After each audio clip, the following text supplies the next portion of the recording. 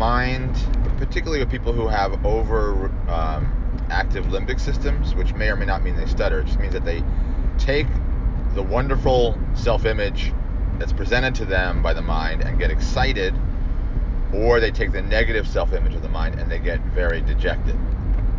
In theory, there are some people who can just toss those images aside without being pulled in, but some, if not most, people get pulled in, which can have a variety of impacts, all relating to being lost in the mind. Now, when a person who stutters is lost in the mind, it's particularly challenging because they're enlisting the motor planning parts of the brain, which need to be focused on speech and detecting what speech sounds have already been made, but they're enlisted.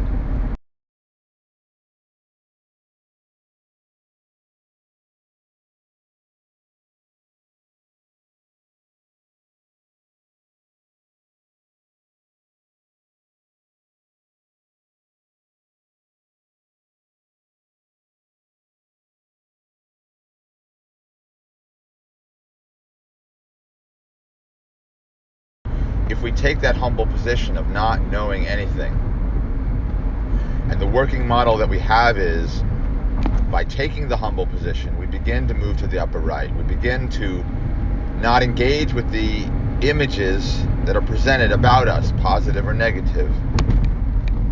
And we begin to dissociate or move away from the motor planning that would have us get the great image or avoid the negative image. Because as long as those images are important to us, then the motor planning, the planning and the predicting of what image we're going to have based on whether we stutter or not, or any mistake, become overwhelming. But if we move away from that with humility and say, I have no clue of anything at all, then we can begin the face, right? The forgetting, the forgiving. And you notice I said forgetting. I don't usually talk about that, but we're forgetting everything that we thought that we knew, to embrace something that is new. I'm sorry, the word new has two pronunciations. We forget what we knew in order to invite something new. So we forgive the past thoughts that were somewhat limiting to us, or it caused us suffering, or gave us some promise of conditional self-love. We forgive and accept that.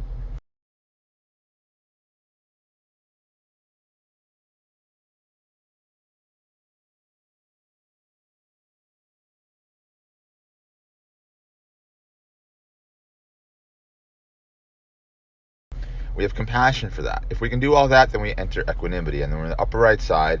And yes, eventually we're going to be pulled back into the mind.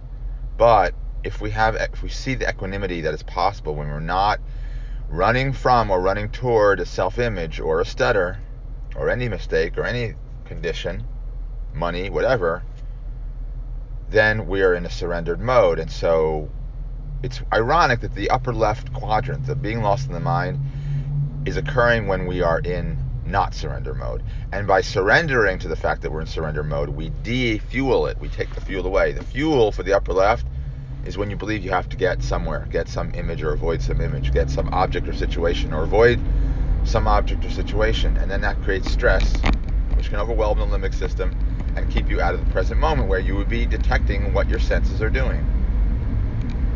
That's why one of the things I have patients do when you're driving is just keep at least some of your attention on your hand on the wheel.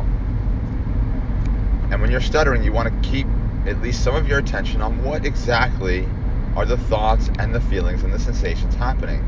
If you're so focused on ending it, or so quick to judge it wrong, you're going to miss out on perhaps what is very, very vital information.